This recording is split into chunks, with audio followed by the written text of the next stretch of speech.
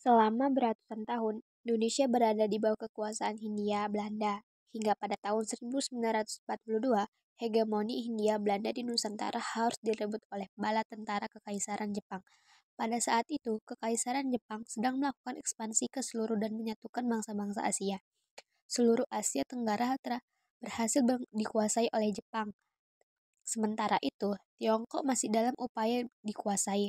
Praktis sejak 1942, Indonesia berada di bawah kendali militer Jepang. Kedatangan mereka saat itu awalnya disambut baik oleh rakyat Indonesia karena dianggap sebagai pembebas dan sama-sama rakyat Asia. Bahkan, Jepang sendiri menjanjikan kemerdekaan kepada bangsa Indonesia. Perjanjian Kalijati menyerahkan diri Belanda ke Jepang. Perlawanan dari sekutu upaya ekspansionis Jepang sendiri mendapatkan perlawanan dari sekutu yang terdiri dari Belanda, Inggris, Australia, dan Amerika Serikat. Hal ini disebabkan Belanda, Inggris, dan Amerika mereka harus kehilangan wilayah koloni mereka.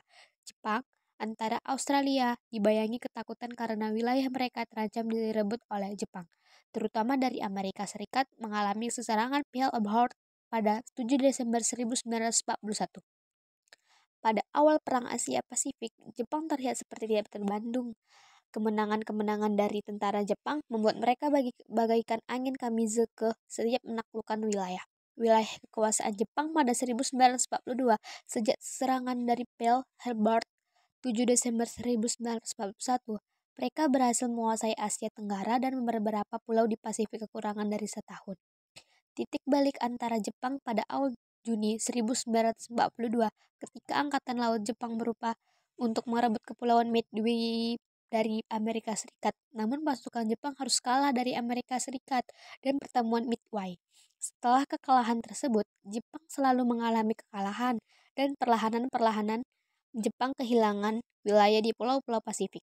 Penderitaan rakyat Indonesia di bawah pemerintahan Jepang, serangkainya kekalahan membuat Jepang bertindak semakin keras di wilayah kekuasaannya, tak terkecuali di Indonesia. Program Romusa dilakukan pemerintahan Jepang untuk membantu Jepang dalam Perang Pasifik. Pekerjaan Romusa yang berarti pekerjaan atau buruh biasanya adalah untuk mengeksplorasikan sumber daya perang dan membangun instruktur. Awalnya, Romusa ini dilakukan secara sukarela.